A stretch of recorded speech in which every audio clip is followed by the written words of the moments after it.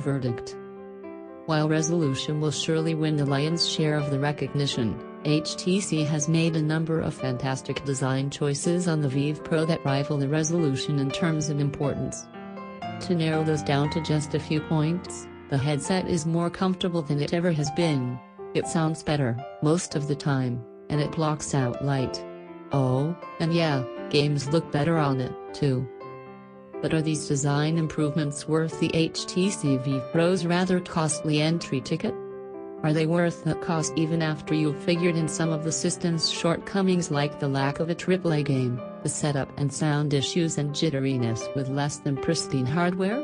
Finally, does it make sense to buy an HTC Vive Pro when the original Vive has hit an all-time low sticker price of $499, £499, about $615 Australian dollars? In our opinion, given the games that are out there and the system's half step up in performance from the original headset, the answer is probably not. It's still a great headset, and one of the best damn headsets on the market, but just not the best one for the money, effort and parts you'll need to put into it. In our opinion, given the games that are out there and the system's half step up in performance from the original headset, the answer is probably not.